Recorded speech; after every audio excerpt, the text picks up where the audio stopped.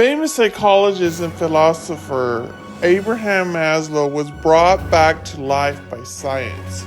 We were able to get an interview with Maslow.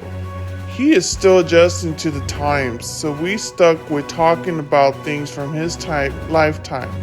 Stay tuned for an in-depth look into Abraham Maslow. Good days, everyone. My name is Irrelevant because we are here to talk to Abraham Maslow. Thank you for having me. So, Dr. Maslow, I thought we would start with your early days. Can you tell me about your childhood? I was born in Brooklyn, April 1st, 1908. My mom's name is Rose. My dad's name is Samuel. And I'm the oldest of 7 children. That is a lot of siblings. What was that like growing up with all those people? I was generally unhappy, and I remember feeling lonely most of the time. Wow. So what about school? You're a doctor. How did you get there? I went to an all-boys high school. I really liked the Latin and the physics clubs. And then I graduated and I went to the City College of New York. I thought you graduated from University of Wisconsin. I did, but I originally went to school to be a lawyer because that's what my dad wanted.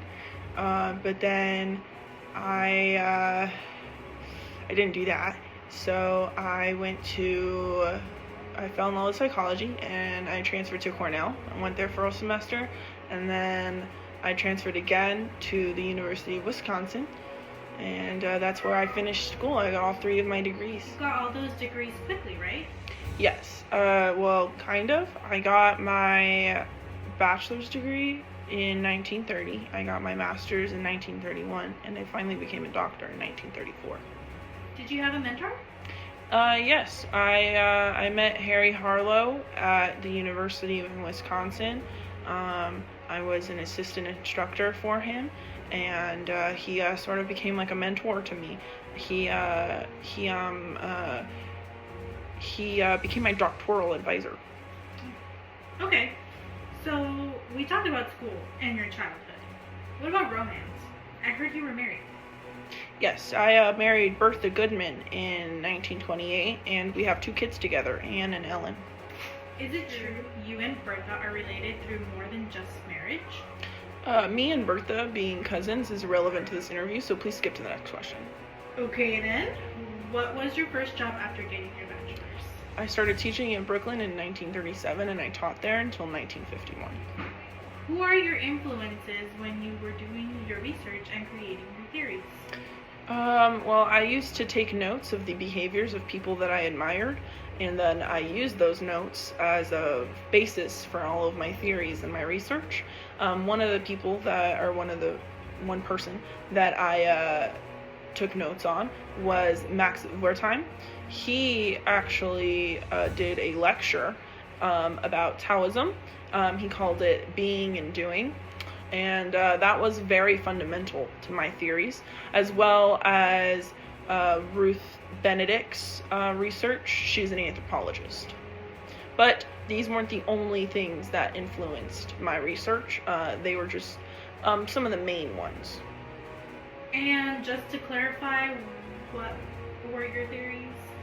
So I have many, but one of them, and some of my most famous one, the one that I guess I'm kind of known for, is my hierarchy of needs. Basically, it's a pyramid of these psychological needs that everyone needs to meet in order to move on to the next stage.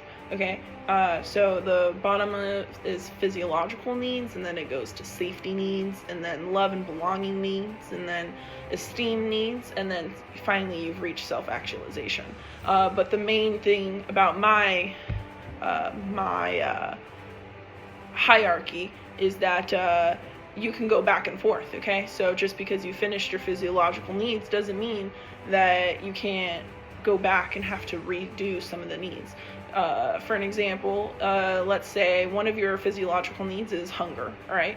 You don't just eat once and then you're never hungry again. You get hungry again, and it doesn't matter what kind of position in life that you're at, you're always going to get hungry. So either way, even if you've reached self-actualization, sometimes the bottom needs need to be solved still.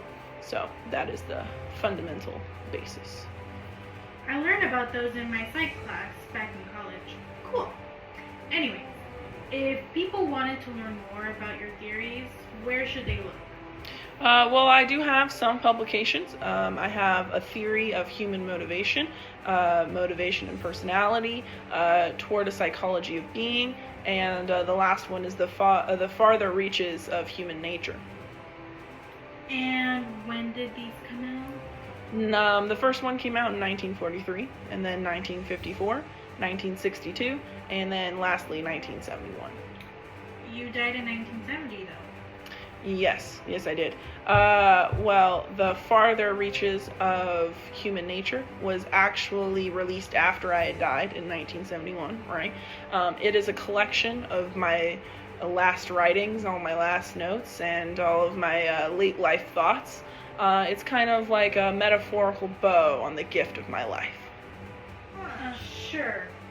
Anyways, what would you say you are known for? My theories, especially self-actualization and peak experiences, as well as the hierarchy, of course. And then I would also say my focus on positive aspects of human nature, as well as, I guess, your view of mental health today can be is thanks to me, I guess. That's what I've been told since being back. Ooh, go you. What do you think your legacy is? I would say humanistic psychology. I paved the way for psychologists today to focus on further developing the field that it is. In fact, I was told that my theories and ideals have become fundamental to the field, okay? And as you said before, they are taught in psychology courses in colleges all around the world. I don't think I said that, but okay. So, how did you die? I died in California, June 8th, 1970. I was killed by a heart attack. Yikes. Okay, thank you, Dr. Maslow, for your time. You are welcome. Turns out science could only keep Dr. Maslow alive for a little bit. So, this is the only interview we have of him in 2024. Do not go looking for another. It's probably a fake. And for a class where the student needs to fake being a psychologist for a grade, do not believe everything you see on the internet. Okay, bye! Where the news comes first.